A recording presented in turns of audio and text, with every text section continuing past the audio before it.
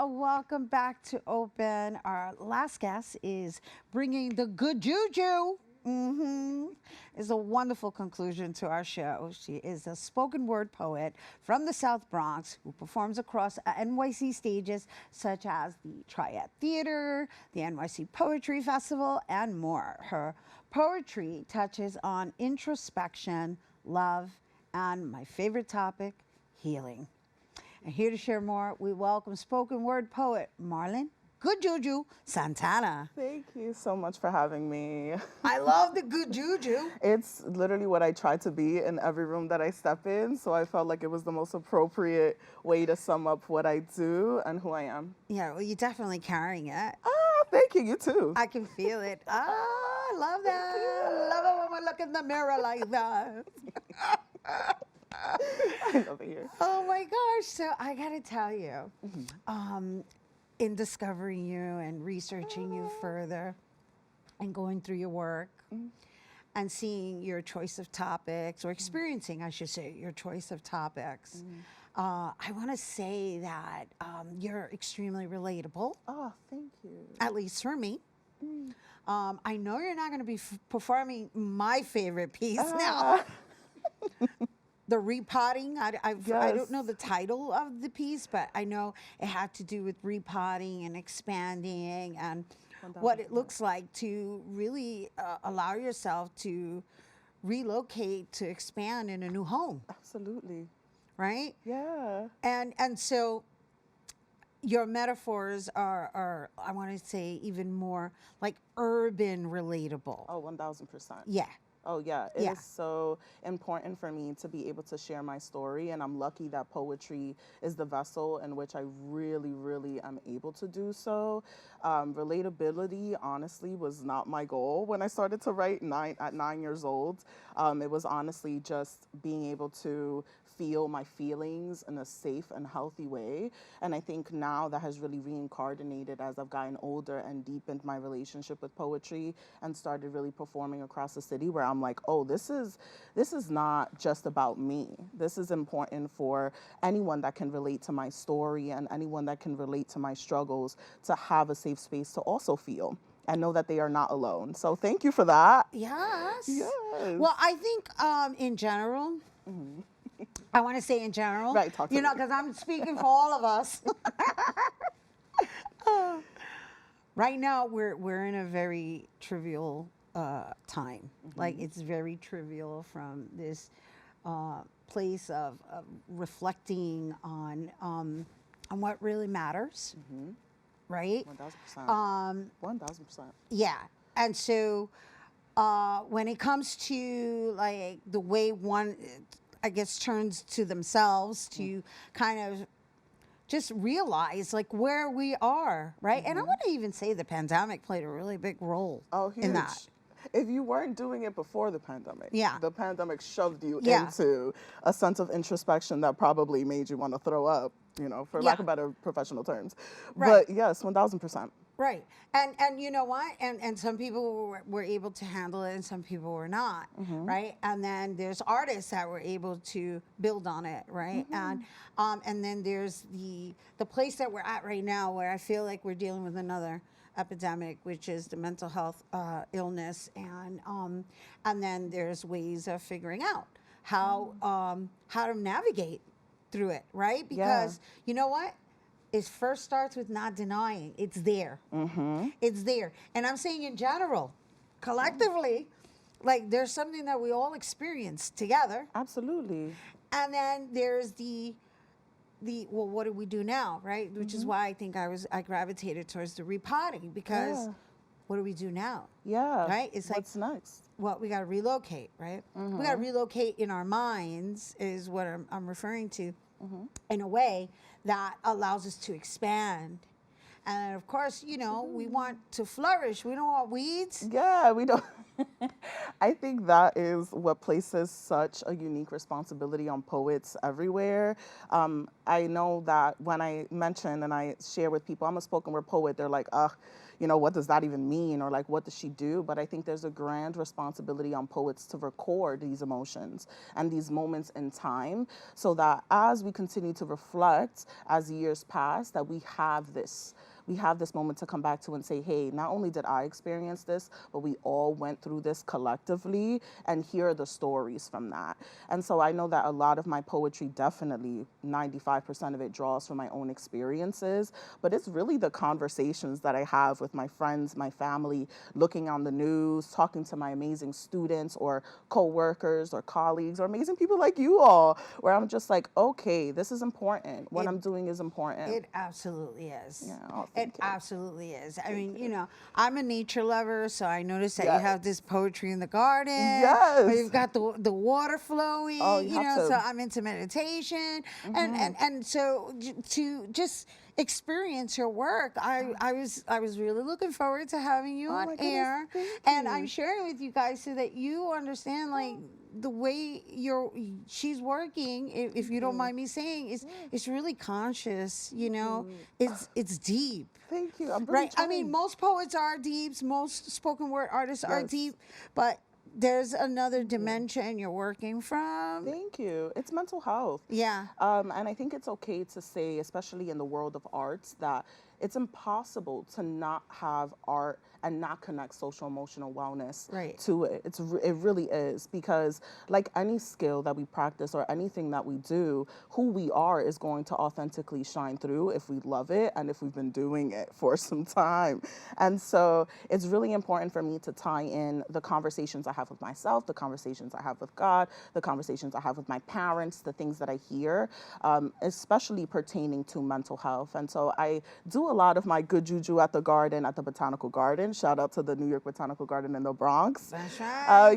It's accessible to all of us right here in the BX, mi gente. I am born and raised in the Bronx, so it's always important for me to also really embed my culture into what I do. And that's a part of the mental health journey that we're all on, is as we get older, how do we continue to just stay in tune with who we are? And poetry allows me to do that. So I'm so grateful that you thought that that was important to share, because it really is. Well, because your style has this almost like social commentary component to it. It does. I know you know what I'm talking about. Right? No, I was in there. I was like, oh, wait a minute. Yeah. Right? So before we introduce what you're going to be presenting to us here, for us, I should say, here on SAT, I want to talk a little bit about the immigrant poem and I guess how that relates to you. Oh, goodness. All right. So I actually wrote that poem. I am Dominican. I'm the daughter of two amazing immigrant Dominican parents. I was born and raised in the Bronx, and so a lot of my culture and the way in which I was raised is straight up just a reflection of the Dominican Republic and my parents' upbringing as well. And so that poem I actually wrote last year when I got to visit DR with my dad for the first time together. And so I got to witness my father in this really unique situation where I saw him as a son, and I saw myself as just like this outside viewer of a life that he lived before I even existed. And it really moved me enough to say, like, wow, I now understand. I mean, I understood then as a first generation, even college graduate, what it meant to be a daughter of immigrants. But wow, when I saw it live in action and his comfort and his ability to just be with ease, it made me realize, like, you gave up your entire life and what you knew so that I could explore more of myself. And I'm doing so through poetry. I'm doing so through my nonprofit work. And I really feel blessed to be able to do that. So the topic of just immigration and in general. Which is so relevant right now. Which is why I needed to bring it up. Oh, 1,000%. So if we call them the new New Yorkers, mi gente. That's the politically correct term, the new New Yorkers. Absolutely.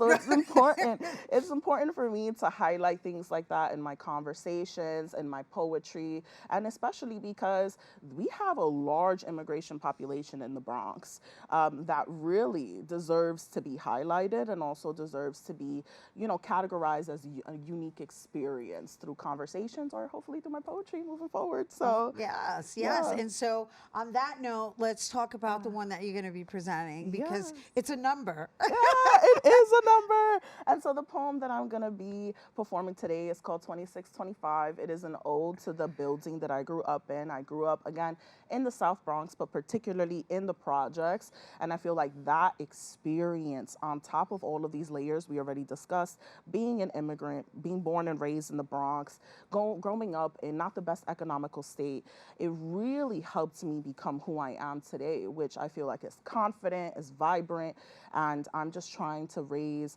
continuous awareness that people like me are out here just trying and doing it. And so the poem really is hopefully going to take you through a journey of my reflection of that upbringing, but also the celebration that came from it. So beautiful. While thank offering the you. numeros, okay?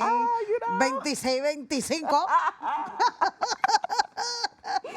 And if you want to combine them, that would be 87. Oh, I feel like that's kind of like a nice little spiritual number, just plugging that in there for anybody. If that's like a thing. Oh my gosh. But anyway, it's really about her experience, and we're going to recommend that you don't go anywhere, because when we return, Juju's going to perform for us after the break, and you don't want to miss it.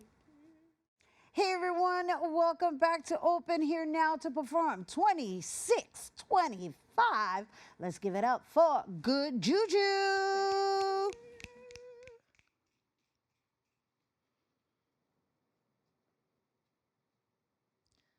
I don't hold the elevator for anyone.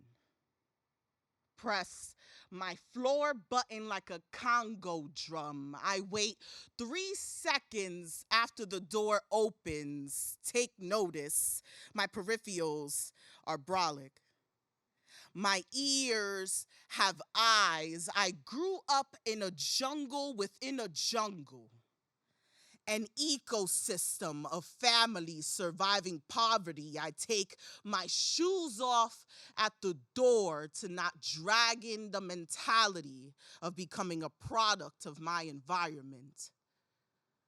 Resiliency wasn't built in one day. I spent decades in places where limitation was okay, where being alive was doing enough. Only the chosen make it in the Bronx. So of course I bleeded. Daughter to 2 immigrant Dominicans, dirt poor, but I didn't even feel it. The one in 4,954 people to earn her bachelor's degree. I overthrew the statistics. The BX gave me swag and the mind to be strategic. This isn't the pity party.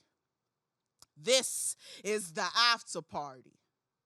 This is overcoming anything that stands in my way. And when I make it big, I'll be sure to say that I came from the best of the best. No disrespect to the rest.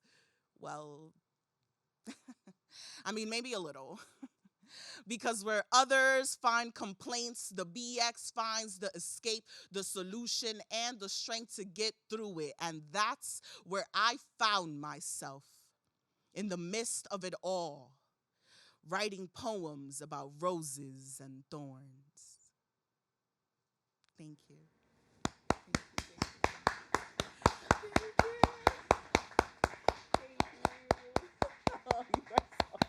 You know what's amazing? No. That you closed this out with roses and thorns. And we had ladies wearing flowers who were going to close us out. Everyone, good juju!